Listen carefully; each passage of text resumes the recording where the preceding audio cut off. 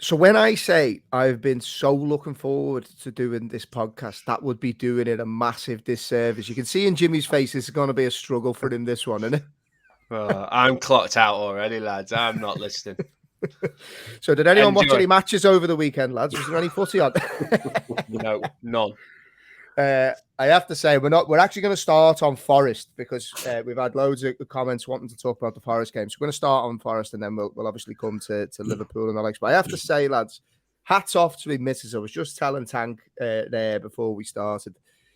She obviously knew I was just on an absolute buzz there watching that game. And like, I don't know why, but I don't drink Heineken at home. I just drink Guinness or red wine. Always drink Heineken.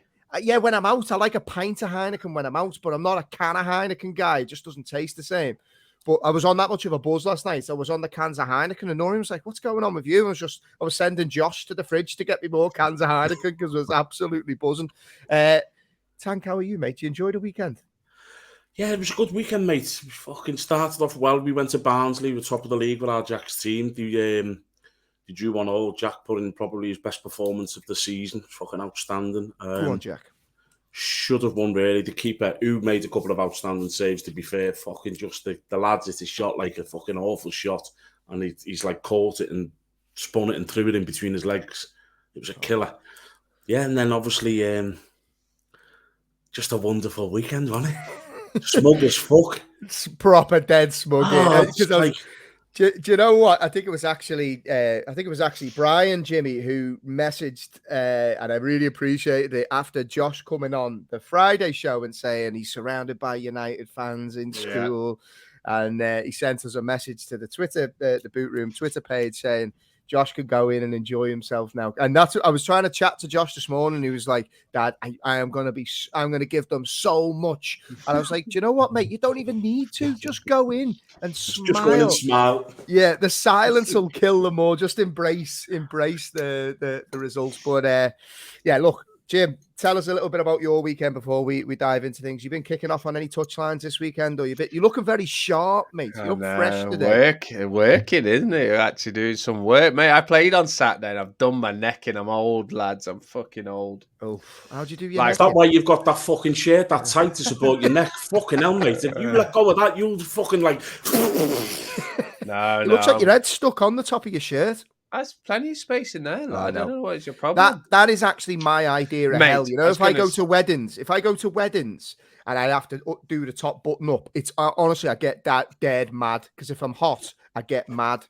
Not hot as in like when I'm on holiday, I love going in the sun and whatever. But like if I'm like uncomfortably warm, like in a suit. What are you sweating for, lad? Why are you so? Because you're a big fucking muscly Adonis, that's why. Us skinny lads don't have that problem. We don't. We're just but yeah, played Saturday. Fucking hell, the team were well annoyed. Oh mate, it kicked off at the end. Two big lads, like big. I just walked off to the dugout, left them to it. Like literally they were properly going for it. Like it was a brawl, like a mass brawl. All 20, well, I say all, there was 21 players involved and me just walking off to the dugout.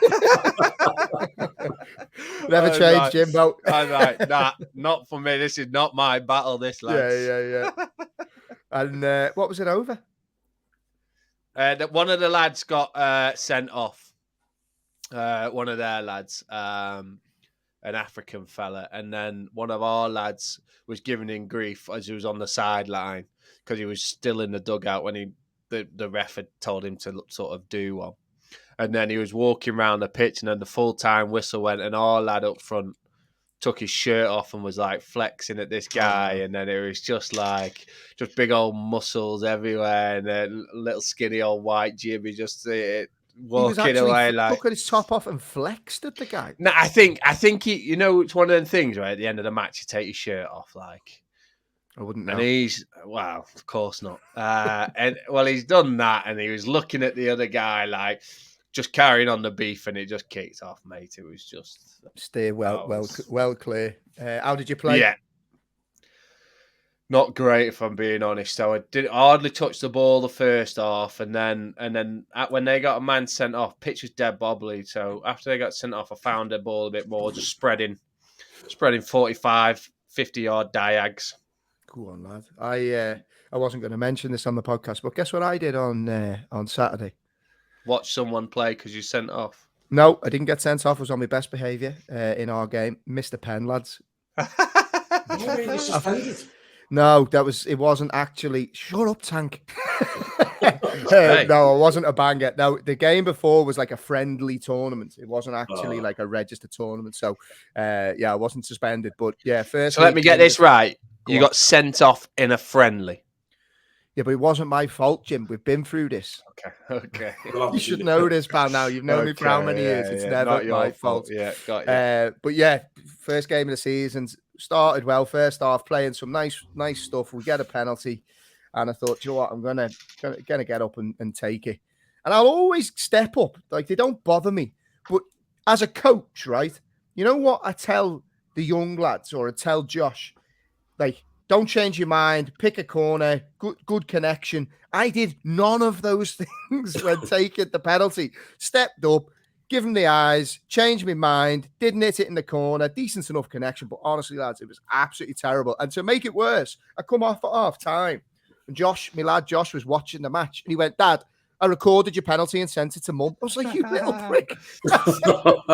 Why have you done that?" So not be proudest moments, but. Right, lads, I'm dying to get into the podcast. There's loads I want to talk about, and I want to start off because we've had loads of questions coming in, pretty much starting from last night. People have wanted us to record live podcasts to give our reaction to the weekend's footy, but we're going to start with Nottingham Forest because we've had loads and loads of comments and questions coming in around that. First and foremost, it wouldn't be a weekend without talking about dodgy decisions and questionable decisions, but you know what I want to do? I want to talk about the game first. Now, I want to talk about some of the positives, and one of them has to be Brennan Johnson, because I thought he looked a real threat. I thought his second goal in particular was absolutely outstanding. And one of the things they always say, Tank, sometimes is the best strikers in the world sometimes to find space will just stand still. And I absolutely love the way that he just peeled off, stood still, held his position, opened his body and found the top corner. It was an unbelievable goal and an impressive performance. He's a talented boy, that's for sure. It's mad because, like, me and his old man were really good mates, and so was Shannon and his missus. And the kid used to be running around. He's the same age as Millie. So, you know, and I knew him growing up as a little kid. And when you look at the stats and his rise, this is what frustrated me when he was getting a little bit of stick before the World Cup stopped, because he was getting a bit of stick. But this is only the lad's third full season.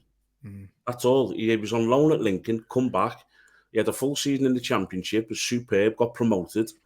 And it takes time to find... No hiding place, he's learning under the lights. No, it's not. You know, when I'm not being funny, his third full season's in the Premier League as a 20, 21-year-old kid as he is now. His stats are Forrester off the charts. He's had 40-odd goal involvement in 89 games. It's ridiculous.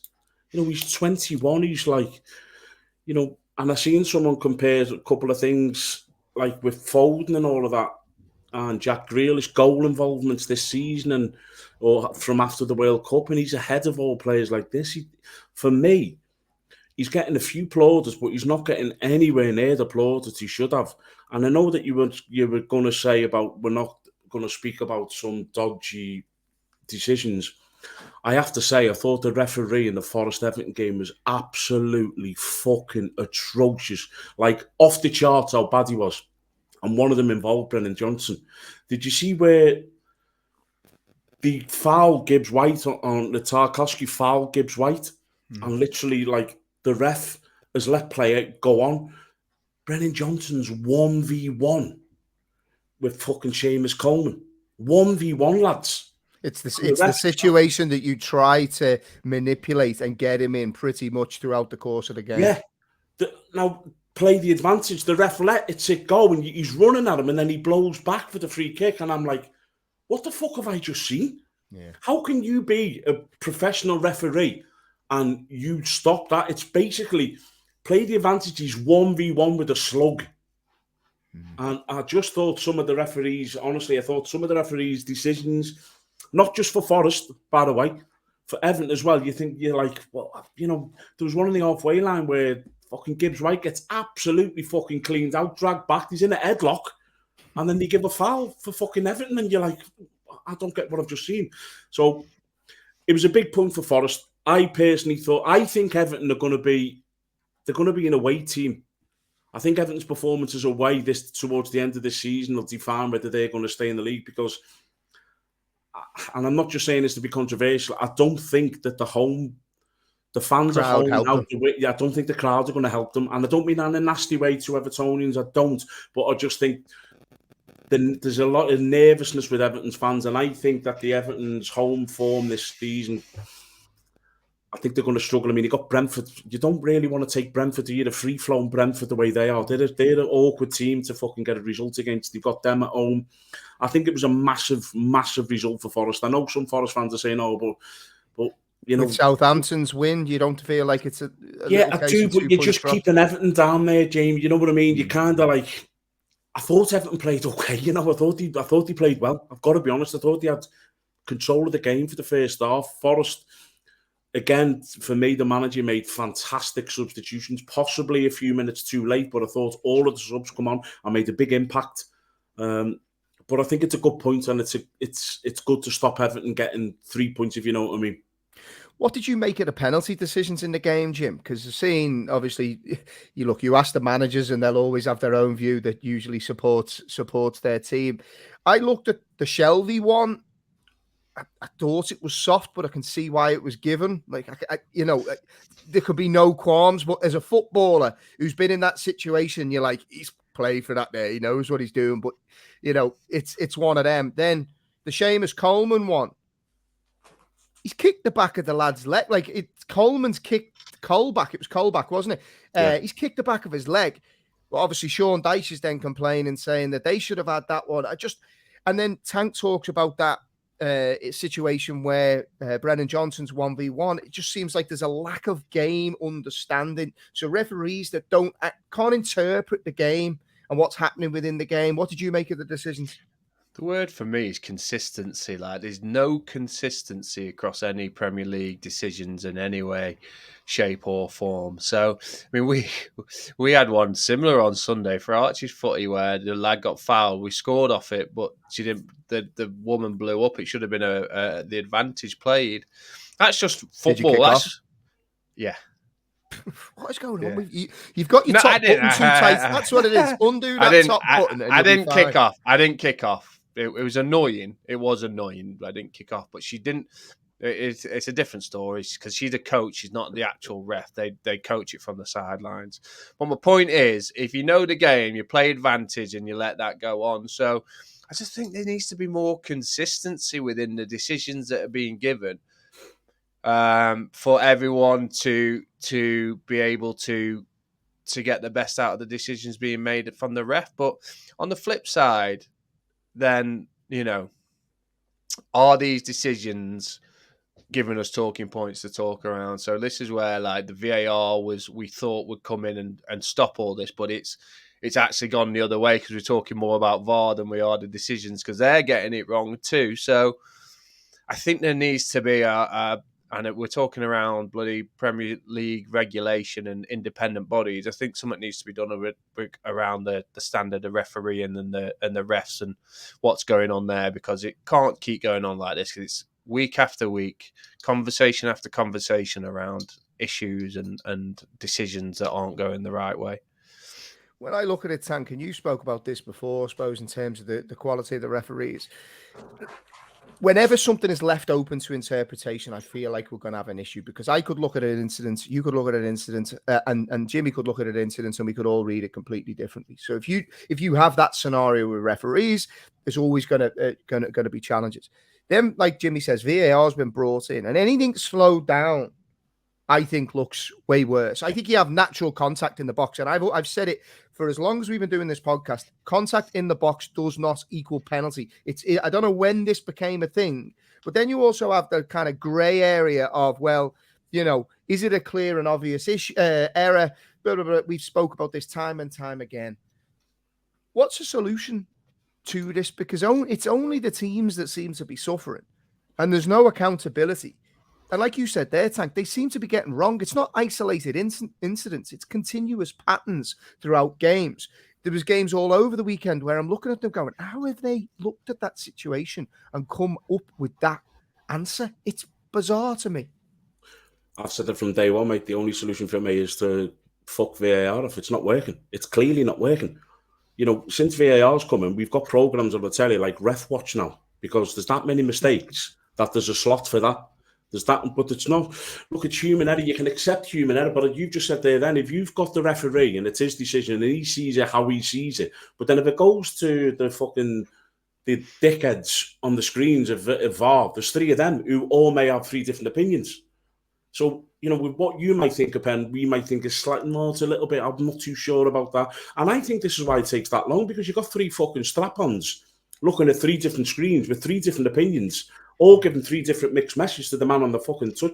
Let the referee. Let the ref. Just let the ref, and that's it. That's it. And if you come and makes a mistake, he's going, yeah, sorry, boys, got that one wrong. But that's the end of the matter. It's human error. But the fact that we're going into these and saying, well, you know, and the lines drawn, and the lines fucking straight, you know, it's honestly, lads, I just think that we're trying to change a game what doesn't need changing. Just let the referee the game with his 3 officials on the day, and if they make a mistake, they get a slap on the wrist and they don't referee next week. But the fact of the matter is now, but actually, how many times are you hearing now that the VAR referees now are being banned from VAR? And I mean, how can you get that wrong when you're watching the screen?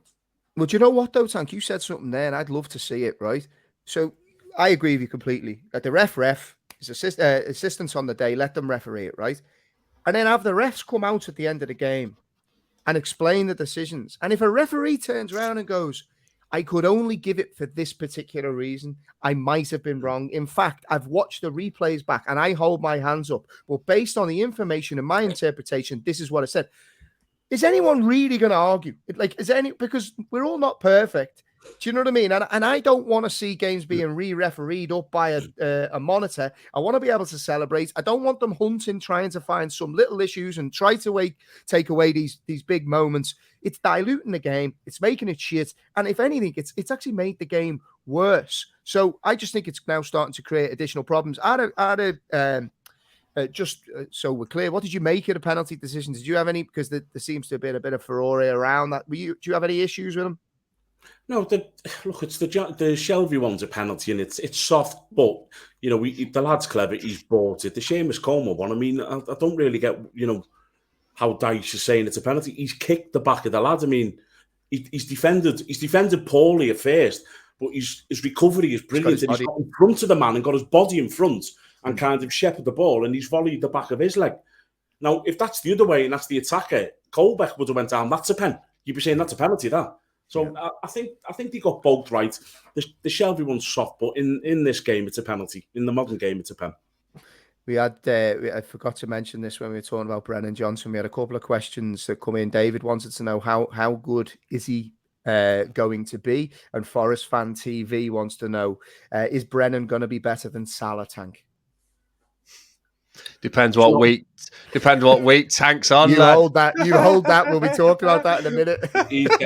We'll have this because it's actually you sold Salah. You were happy to sell him. Don't bring me into this. Hang on. In the WhatsApp, I put information. So I got told that Liverpool are looking to sell these players. That's all I done. And put the players in. And you actually said, I'd be happy with all them to go in the summer. Look at me now. Look at me now. Look at this. Listen. Let's talk about Brennan. No, right, Brennan Johnson for me. He's getting better and better and better. The more I see him, the better he gets. He's got electric pace. He's a good finisher. And he's just, is he going to be better than Mo Salah? No, he's not, unfortunately. And I'm sorry, and I'll apologise to his dad as well. But the kid's he's going to go all the way to the top, I think. I think he's got an outstanding future in the game. I really do. So now, on that note, we're probably going to have a few arguments now, so I'm looking forward to this. Jim's got that mischievous look on his face where he's got a couple of grenades. And he's just going to drop a couple of grenades and watch me and Tank go. By the way, Jim, a definite fine for posting WhatsApp messages on social media. That's fair enough. That's absolutely fine. But I think it was fully justified. Why? Because you're saying because you're giving me grief saying Salah should be in the Premier League team of the season. A week ago, you were selling him off. I never said the season. No, not the season. The all-time Premier League. A week before that, Klopp out. What the fuck's going on? And now you beat Man United 7-0. It's all hunky-dory. Oh, no, I don't think Liverpool's hunky-dory, James. Oh, James. Hello, James. Alan. Listen, Mr. Rogers. Are you two flirting here? I can't decide. Anyway, Jamie, let's crack on with your agenda. All right. We'll get to that. So, Liverpool versus Manchester United. I don't know about you lads, but like, I'm not over it. I can't decide what has been better, right? So there's been lots of things that have happened, right? So the result, unbelievable.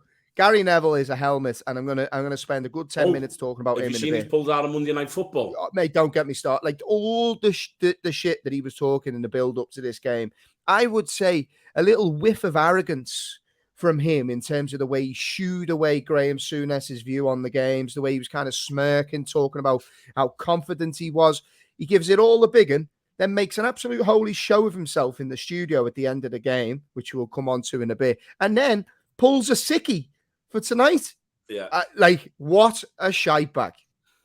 I love the way he tried to pull them out. Do you know what, Jim? Gary Neville's been worse than you posting WhatsApp messages on social media there. In my defense, it was justified. Are you sticking by that? Yeah. Yeah, okay. So you're all right with that, yeah? Yeah, fully all right. Tank's calling me out on social media. I call you out every day. I call you the wank. You got the ump and a centre-back fella. I know. I even changed the name of Tank from Alan to Rakitic just to piss him off. Okay, so the football match itself, I mean, bloody hell, Tank. I fancied Liverpool going into it. I'm not going to lie. I said 2-0 and I thought Núñez would score. I don't think anyone in their right minds would have predicted this type of performance. Firstly, just what's your reaction to it? Because it's a bit mad, let's be honest. Oh, no one's seen the 7-0, but I think all of us, we all put down, and Jimmy will probably tell us in a bit, we all fancied Liverpool to win, I think. Did you put that down, Jimmy, as well? So the three of us fancy the Liverpool win. And lads, I'm City as smug as fuck because I've seen some of the reply. Don't go on TikTok. I've been called a retard, a bin dipper. True. That was just Jimmy, that. It's mad, because, we have a bit of crack and banter, but some of the name calling, but it makes me happy because I went on TikTok and actually just replied 7-0 and smiling emojis to them all. Lads, I've been saying it from the fucking first kick of the season. This is not a great Man United side. This Man United side are not back. This Man United side are lucky as fuck to be where they are in the league because of the situation what Liverpool's been in, Chelsea, Tottenham, and Man City have even had to drop off. Let's get that right. Man City are nowhere near the side of yesteryears, put it that way. The thing what Man City's got is they've got a deeper squad, a better squad than nearly everyone else in the Premier League. So they have got lads to come in and, keep them up there pushing for titles where I don't think Liverpool and the rest of them have. You're kind of like Casemiro's the greatest. I seen a quote that Casemiro was the new Cantona signing. Go fuck yourselves if you think that. You're fucking deluded. You're deluded if you think that. He was the worst player on the football pitch yesterday, by the way. He looked like someone had just sent over his fat Brazilian cousin to play instead of him. He was that bad. And lads, listen, I just want to sit here and just say, geez, boys, because Tank's fucking right. Tank's right. I fucking called it and I've said it. They're not back. They're nowhere near back. And they're lucky. They shouldn't have won the cup the other week. They were fucking defending for nearly 70% of the time. If Newcastle had a forward who could score a goal, they'd have beat them. They've played a pile of shite to get to the final.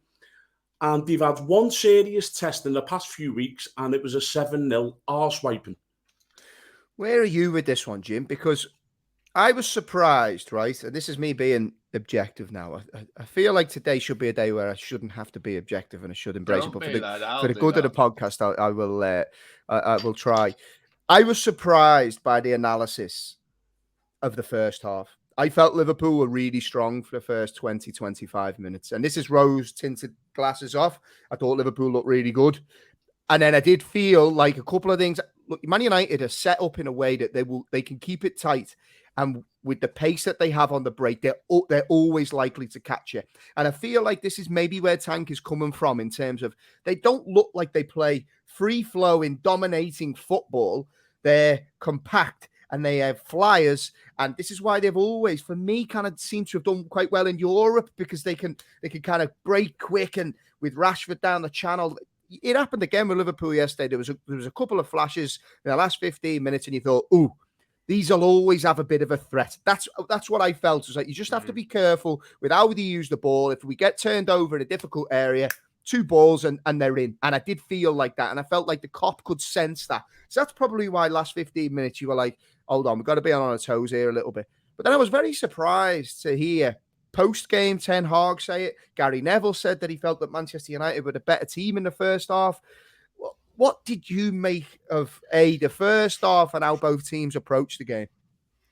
I thought the first half was closer, obviously, than the second half. And like you say, I thought Liverpool looked vulnerable on the break, and that United and with Tank, what Tank's saying, I don't think anyone's saying United are back to the United of old. I think what they're saying is they're more. Well, Jimmy, can you just say that, mate? If you've seen social media and you've seen the ex-Man United play, you've got Rio Ferdinand who's saying Liverpool are on the decline, United are on the way. But that's you know what they're doing there. I know, but into the gallery. Social media, Man United are over the quadruple. They're going to win this. They're going to win that. I've got to be honest with you, mate. And as Jamie said, then this is a bang average side who's got the best player in world football at the minute on the counter attack. And Rashford, take him out the side. They've got nothing. So you take that first half into account, where they were likely to hit you. They could have scored a couple to go in all square at half time, couldn't you? But the way Man United was set up, as I said to you, they had Rashford as the number 9, Weghorst as the 10, Fernandes and Antony on the wings. Now, the way Liverpool play with their flying wingers, you cannot play with Fernandes and Antony on their wings and expecting them to track back. Robertson, Did Trent, you see the video, Jim? Have you seen the video of Anthony, lads? So basically, Jim, if you haven't seen it, I'll send it after this, mate.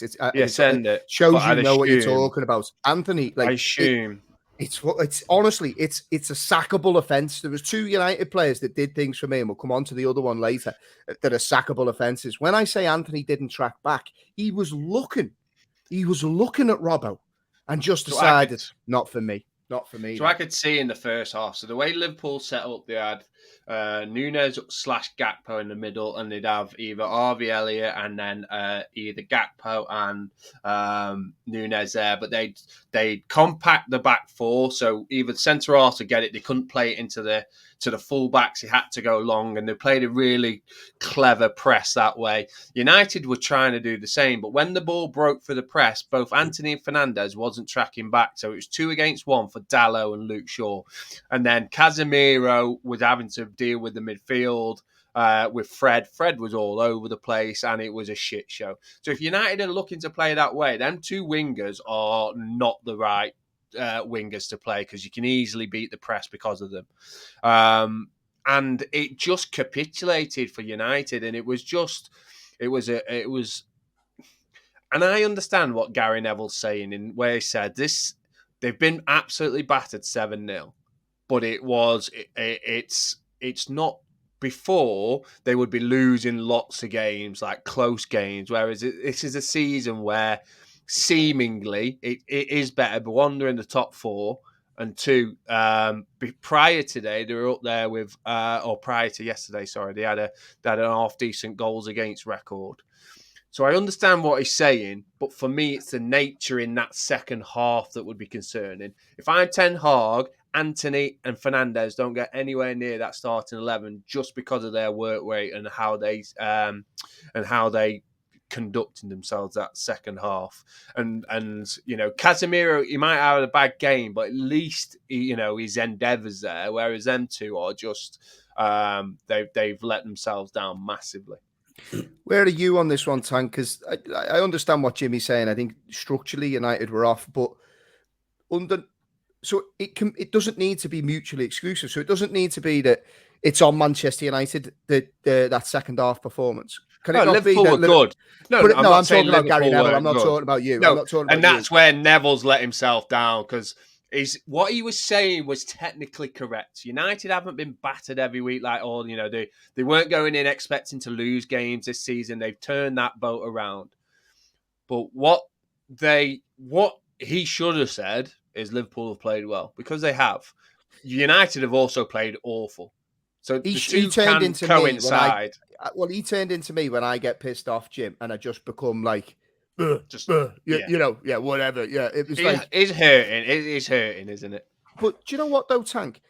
Where do you see this? Because I think it did Liverpool a disservice. I actually thought some of their attacking play, particularly when you look at the volume of shots they had versus the goals they converted, like they were absolutely ruthless. Some of the goals they scored were genuinely breathtaking. Off the charts. The movements, the interchange in a possession, and we have to hold our hands up, Tank. Me and you were, when Gakpo came in, we were like, oh, I've got his flight ticket back to fucking Amsterdam here. It cost me a few quid. We were unsure, right? But you can see now. And I didn't think Núñez was great yesterday, but he scored 2 goals. He looked like he was carrying. Yeah, he looked like he was carrying an injury or something. He didn't seem to want to sprint. It was bizarre. But you can see where Liverpool are going with that front three now. It's like the interchange. And Núñez loves to drift central, but he's also great wide. Gakpo does the same. He's nearly like a Firmino light with probably a bit more about him. Yeah, and like this is why these coaches and managers earn the big bucks, because you can see quite quickly now with a little bit of coaching what they're doing to that player. And for me, Tank, I think it's a mix of I think United shit the bed. I think they bottled it in the second half. I think structurally they were all over the place. I think a lot of their players should hold their heads in shame. Under no circumstances ever should that happen in a football match. At 3-0, you take your medicine, you get home on the bus, and you're taking 3-0, and you learn from it. You get better. They shit the bed. A couple of them threw the towel, and it's shocking stuff, really. You've just said petrified there. As well. They look petrified from the first minute. When they're on the ball, they look scared. You've just said something there, Jamie, which I want to fucking touch on. You said this is why the managers get paid the big bucks. And I'm going to tell you now that Ten Hag is not a top draw manager, because a top draw manager doesn't come out and says the stuff what he says before a game. It's the same pitch. It's the same the ball's round. My players are looking forward to this. There's even a quote where he's saying teams' eras come to an end, speaking about Man City and Liverpool. He's like a fucking amateur. And let's just get one thing straight, right? Anybody who thinks that you can play Bruno Fernandes wide left and Anthony wide right against the two best marauding fullbacks in world football, you need something you need help. Because if you think that they're going to stop them fullbacks, well, then you're fucked. And I put in our WhatsApp group, I was astounded he put Marcus Rashford as a 9 against Kanate and Virg. I was astounded because all of the space is wide. Against Liverpool, everyone knows the way home. Everybody knows the way home. You talk about it, you fucking Rashford and Trent. And, Gary Neville was doing interviews saying, I think it could be a terrible day for Trent Arnold. Yet this so-called wonder manager, the Man United putting out the new eras began. I thought it was schoolboy errors, that side where he picked. Genuinely thought it was a schoolboy error to pay them to. And how Liverpool aren't getting the credit. But Gakpo's second goal, I mean, I don't get too excited normally, but I lost my voice. I knocked my beer over. I jumped over the couch, done my knee and everything again. Me and Jack were hugging. That Gakpo's second goal was as good as it gets. Yeah. It was 3 passes and the little dink and his run and Salah's ball. I mean, how any idiot who knows anything about football to say Liverpool didn't play well. No wonder he scored in 6 tonight, because he's embarrassed himself. Well, do you know what? And so I've thought this about Neville and Carragher for a while. And I'm going to mention Carragher because he has been like this as well.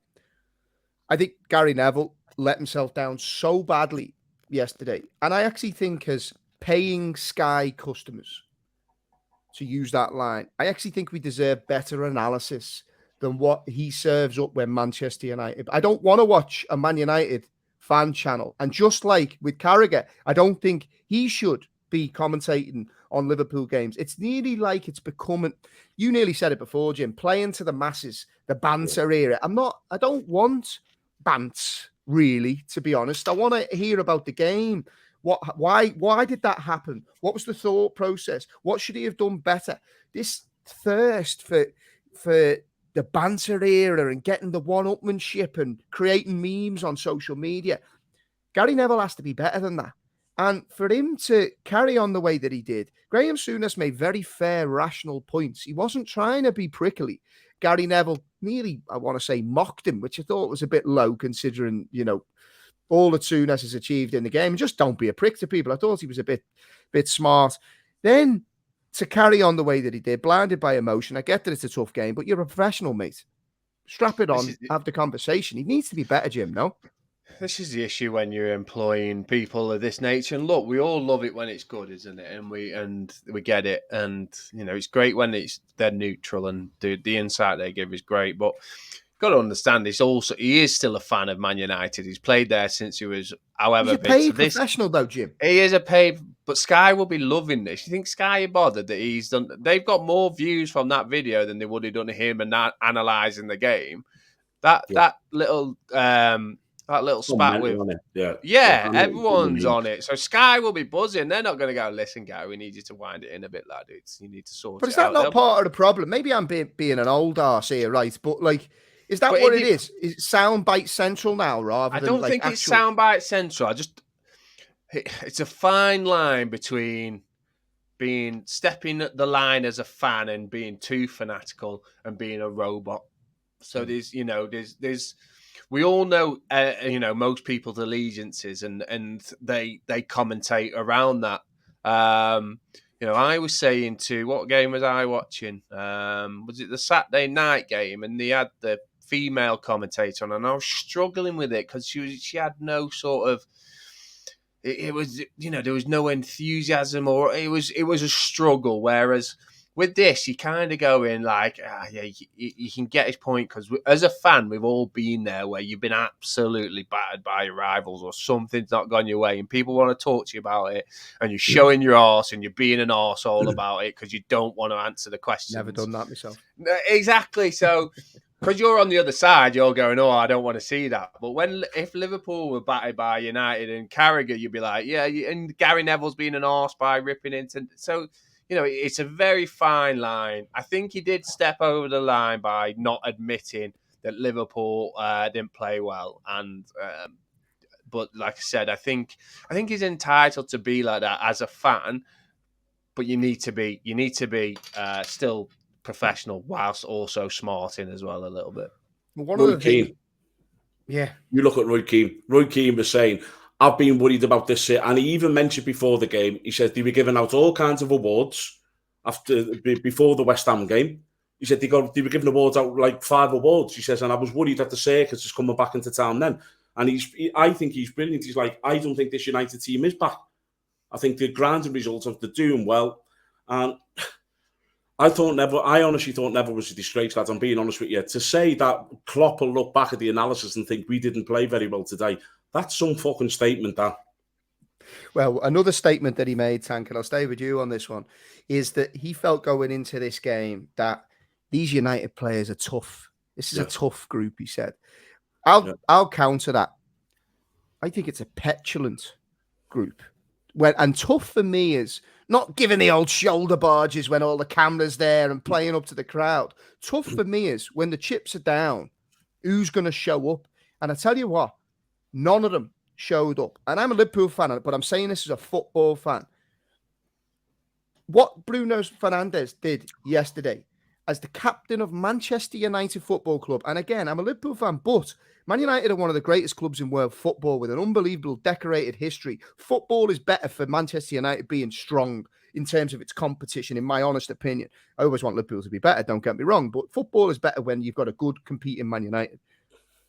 For what he did yesterday as the captain of that team, and we can list stuff, he asked to come off.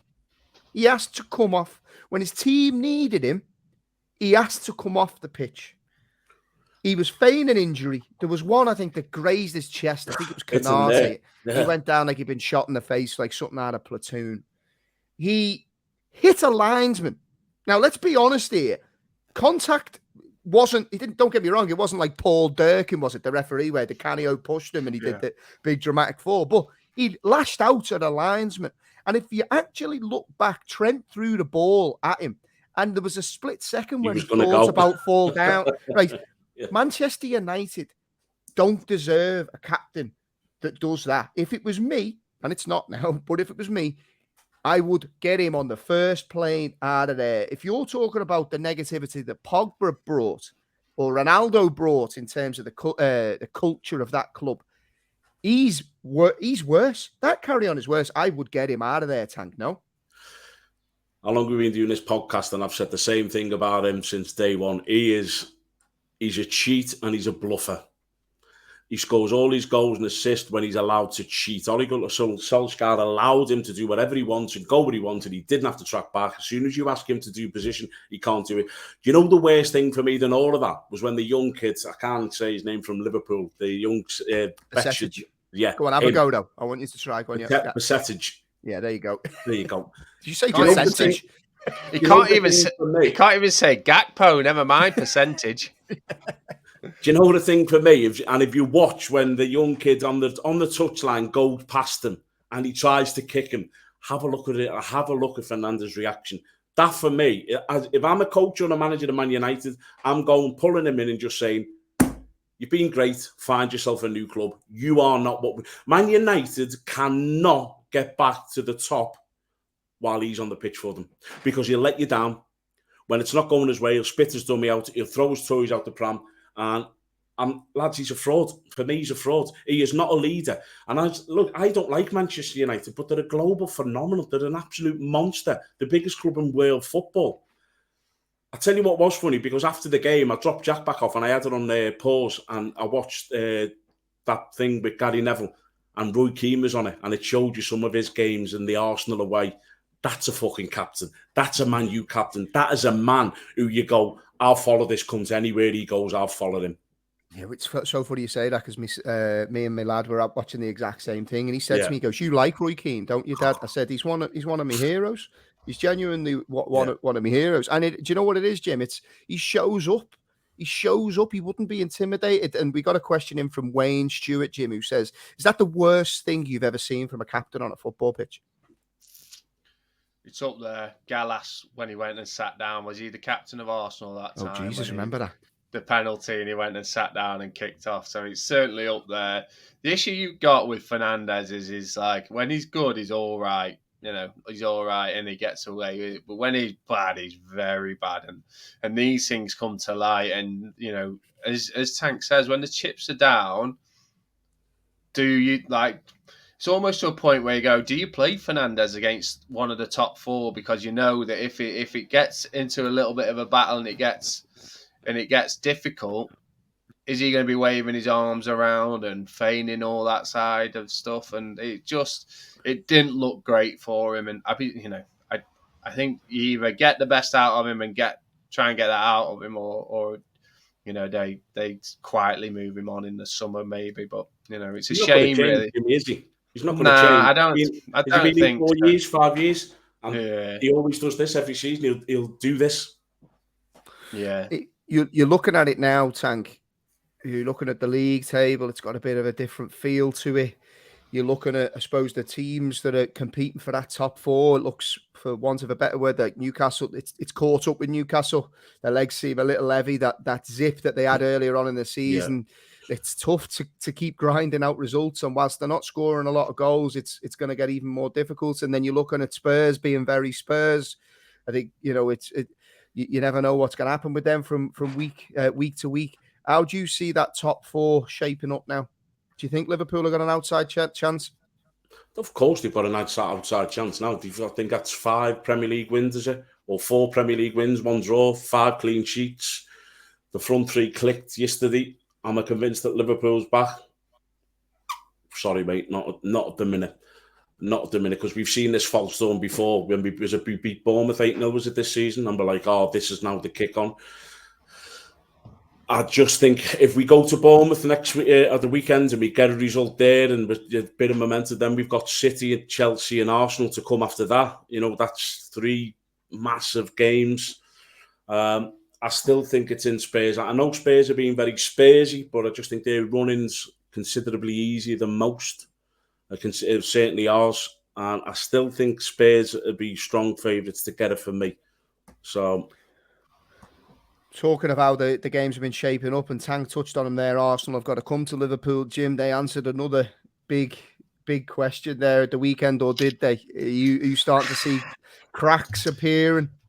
There's only so many games. I agree with Tank. They're going to win the league. They're not going to win the league. I don't think they win the league now. What? 5 points clear? I just don't. We've got to play Man City as well, haven't they, in April? I've always said I felt City will win it. By the way, just I said whoever won that game, and I think the one in February would win it. I don't think they win it. I think there's only so much times you can go to the well and keep bringing these 3-2 draws against Bournemouth, who, let's have it right, are bloody rock bottom of the league. Only scored 24 goals, and they were 2-0 up within 20 minutes. I think there's only so many times. And I think that squad depth will probably come and bite them in the bum now with Europa League, FA Cup and the Premier League. So I think Arsenal are showing chinks in their armour now. They just luckily got through with a lucky goal off the crossbar that hit Martinez, and then being a pencil and going up for the corner to beat Villa. They've scraped past Bournemouth. They've got some big games to come up. Like you say, they've got Liverpool, Man City to play as well. Is that not character, though, Jimmy? It is character, and it's a great character to have. You look at the Uniteds, the amount of time we score late winners, and Liverpool no, I get late winners. But the depth of that squad and the age of that squad will hinder it for the push towards the final, especially with being on back next week. Yeah, but Nketiah has been doing well, and that's not necessarily a good thing, though, I think, because I think now they've got a selection headache. So does that mean that people are going to be getting upset for not playing? No, Nketiah has been scoring goals, and now they've got Reece Nelson, who wasn't selected. He's scoring goals, and if he's coming into the squad, they've got to leave someone else out. It's all well and good having a steady starting 11 and a steady bench, but when you've got a squad depth, that's what Pep's so good at, is managing that squad, because he's got a big, deep squad. Whereas Arsenal now are going to find out whether Arteta can do that and keep everyone happy, because once you don't, that little bit of unrest might start creeping into that camp.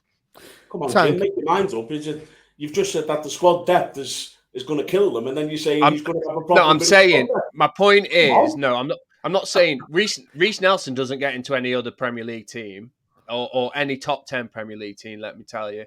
But when they're playing well, they have a right to be knocking on that manager's door. Before, he had a good 11 and a steady bench, right? So he could rotate every now and again. When you've got a decent starting 11 and the bench are doing well, that's when you're going to start having people on the bench asking questions, and they want to start, and people who aren't playing, he dropped Martinelli, for instance.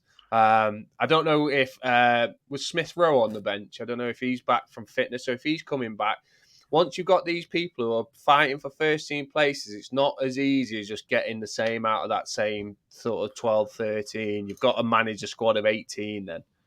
Tank, there was something I hear, I think it was Adrian Durham who came out and said, he was basically saying that, now this is Adrian Durham, and we know what Adrian Durham likes to do here, right? And he's doing it big time here, but he's trying to say that Arsenal have basically been one of the luckiest teams you could ever wish to meet with how things have fell this season. And I'm not going to do it now, but he listed all these different reasons. Jimmy said there, look, they do keep going to the well. They have had a little bit of a rub of the green, but that's doing a massive disservice to what Arsenal have done this season, no? Massive. Lads, let's get it right now. Whoever wins the league at the end of the season over a 38-game period, they're the best team in the Premier League. If you're top after 38 games, you're there on merit. You're not there because of luck, because you don't have this amount of luck for 30. So Adrian Durham is the biggest cockroach what's out there. He's a human rodent, and whatever he says, the opposite's true. I think Arsenal, and I you like him then, mate? Yeah, you like him. I think he's a cock who just makes controversial statements just to get his name out there, because he's irrelevant, isn't he? He's like Gabriel Bronnehor, who thinks that he's in Jurgen Klopp's head and everything. That's sausage. These people are idiots who need to speak shit to get clickbait and all that. But I think Arsenal are gonna. I think they're gonna push on. That's I genuinely do. You know, put it this way: they're coming to Anfield, Jamie. You know you're in for a fucking game against them. And Jesus coming back for me. It's a big thing because if you're bringing him off the bench to replace to nick a goal, it's fucking good, and then you're keeping Nketiah on his toes because he has to score now or he's going to come out the side. I think they're the real deal, boys. I do. I know they've not got this massive squad, but they're young, hungry, and fucking. I think they're going to win the league quite comfortably. Talking of how things pan out, it's time for predictions, Jim. And I have absolutely no idea how I did here, but I know I've got a good feeling that Tank may have had a good weekend. Tick, tick, tick, tick. Go on, Jimbo. Okay. Get your spreadsheet out, lad. Do I have Hit me, baby, one more time. Hey, that was all right, that Tank. Yeah. Go ahead, Jim. Tank's had an absolute storm. Oh. Is this changed everything? Oh, yeah. Oh God, you're further back than Jimmy's fucking fringe. So, although I did predict Liverpool beating United 7-0, I did predict the Forest 2-2 score. Yes, I predicted Southampton winning the correct score, so that's 25 points for me this weekend. Whoa! Come on now. So, how many points did you get, Jim? 6. Which is, on a normal weekend. On a normal week, that's decent. all right. Yeah, that's all right. I would have took that last weekend, mate. I'd have been flying, but fucking 6 is bottom. Oh. Jay got 7. Yes, go on, I'll take that. Just keep the wheels a spinning. Tank got 10. Oof. 10 big points. Fucking Mystic Meg there. You sure, Jimmy? Because I think it might have been more. Nah, you got City results 2-0. Villa 2 results. correct scores. City, Villa, Chelsea. Oh wait, yeah, sorry. Oh fucking hell, Jim! Don't. Tell you what, Jim, mate. How long do you have to prepare this, Jim? I'll tell you what I got right. I'll tell you what I got right here. City 2-0, Villa 1-0, Chelsea 1-0. That's 9 points. Liverpool win, 10 points. Arsenal win, 11 points. Wolves win, 12 points. Fucking hell, Jim. Put that in your pipe and smoke 3, 6, 9, 10. I feel 12. Yeah. Thank you. 12. Now, this is why I write them down, because he's a cheating bastard then. I'm Jim not really cheating. doesn't want to do that forfeit, does he? So that changes a lot. Go on then, Jim. Hold on. Do I feel I could Whose phone's ringing? No, it was Tank doing you getting your head in your hair. Was it? Sorry. I was on the spreadsheet. Lad, That's changed. You're making me worry now that I might not have had 7 points. No, yeah, I just missed it. So it's just Tanks that you cheat on. Yeah, okay. yeah, He cheats on me. Just on Tank, yeah, because I hate him. So me 6, Homo 7, Tank 12 takes us into the overall scores of lowly Jimmy on 20. Are you now bottom? I was bottom anyway. Okay. Oh yeah, okay, but bottom by a long. I'm now. It was 3 points up until this weekend. Jay, you're on 27. Oh, Tank moves into the front with 29. Oh, stop. Tank takes first place after. Mate, that is 12. A big weekend. A big weekend. Big weekend. Big. Massive. And watch now, the talk of what the forfeit will change dramatically now that he's at the top. I've still never agreed to shave my head, by the way. You did. Shave your head. And on your shaved head, so you can get rid of it. You can get rid of it by growing your hair back. You've got to get on a tattoo. I love Tank.